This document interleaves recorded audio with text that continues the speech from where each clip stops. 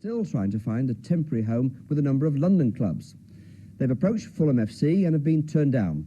But officially, the Albion says the deal with Portsmouth is still on. Pompey and the Football League aren't so sure. Bob Everett reports.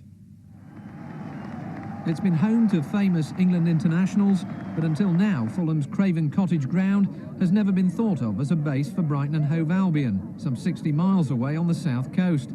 But for a club which has to leave its current home next summer with no permanent home to go to, all avenues are apparently worth investigating. Since the Goldstone was sold, several have been. A share with non-league Crawley was mooted. So was a move to Hove Greyhound Stadium. Fratton Park was finally identified as a stopgap home.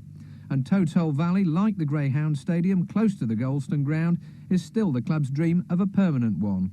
Then came Craven Cottage.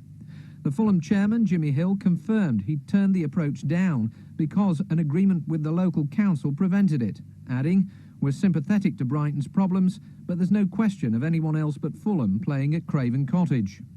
The Albion's chief executive, David Bellotti, says his approach was at the behest of fans, who mentioned 5 London grounds as alternatives to Fratton Park at a meeting in July.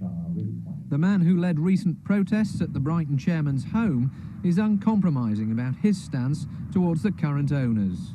We will be calling for a total boycott of all so-called home matches wherever Archer organises a ground share, because we want him out, and until he's out there will be no compromise and no dialogue. Portsmouth's Fratton Park ground was identified as the Albion's choice for a ground share when the Goldstone ground was first sold 15 months ago.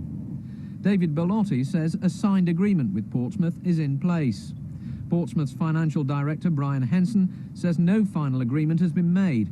That'll happen when Pompey's chairman Martin Gregory returns from holiday. The Football League has the final say on where Brighton go from the Goldstone. They said this afternoon that no official ground sharing application had yet been lodged with them. The fans have good reason to worry about where in the Football League they will finish their last season at the Goldstone. These goals consign them to a 2-1 defeat against Cambridge on Saturday, leaving them adrift at the bottom of the league.